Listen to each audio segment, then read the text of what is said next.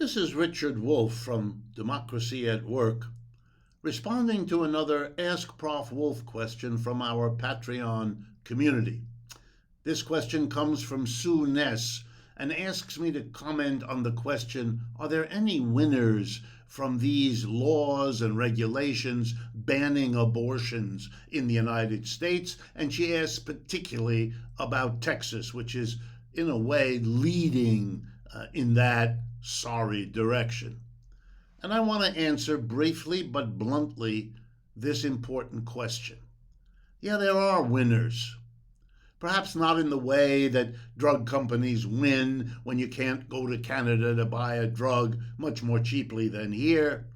And yes, it's not quite the same way as getting Americans to pass a law blaming the Chinese for something that is actually the responsibility of forces here in the United States.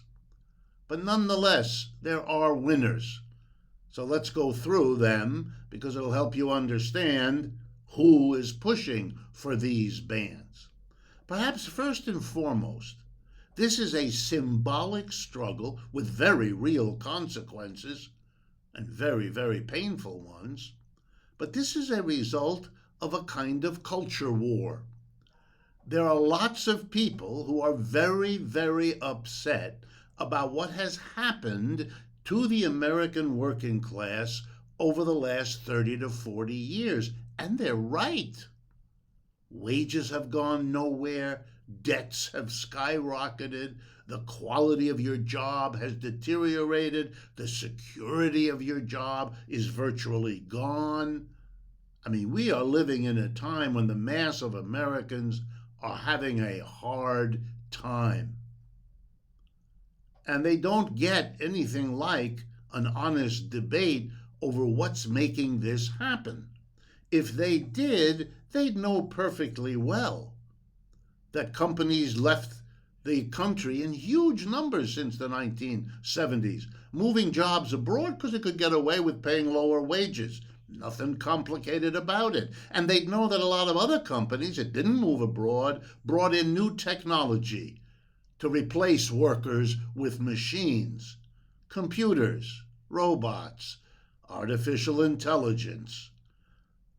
Okay? These were things done to the working class by the employer class to make more money for the employer class at the expense of the employee class. That's not a pretty picture for the vast majority of Americans. And they're wondering what's going on. And many of them are hankering for a return to the way things once were, even if they make believe that they were a lot better than they actually were. But they know that their situation now is not good and has been deteriorating.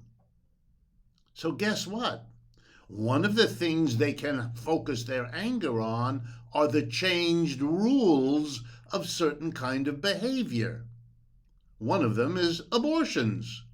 Let's not let that happen, as if abortion was going to change their economic situation, which it likely isn't one way or the other.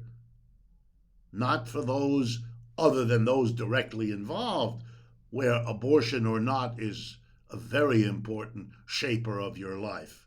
But for the rest of the population watching this, it's a symbolic thing. They somehow imagine that if you don't let women choose abortion freely, that somehow we'll go back to the way things were, which either really were or imaginably were better. That's a very important matter. We also have institutions that have a long, old history of being against abortion. And these institutions are symbols of the way it once was. And if you're not happy with the way things are going, you want to go to the way things were. The churches, the synagogues, the mosques who rail against abortion do so in the framework of appealing to people shaken by the deterioration of our capitalist system into wanting, with desperation, to somehow go back to undo the deterioration of their lives. And banning abortion is a way of appealing to those people. Here's something that we didn't allow 10, 20, 30 years ago. Maybe we shouldn't have allowed it now. Maybe it's somehow wrapped up with everything that's going wrong, and so if we ban it, somehow the old days will be brought back. Of course, it doesn't work, but it serves an interest. It appeals to those people. They will vote for politicians who do this sort of thing, even if those politicians are often the first in line to arrange abortions in their families when that is needed by them. And there are some venal interests too. Capitalists always want workers to be numerous, to compete with one another for jobs, because then you can get them to do the job for less money. Fewer abortions, more births, more people desperate for a job. Yeah, that plays a role also. There are winners, however confused, however ill-advised, and however ugly their motivations.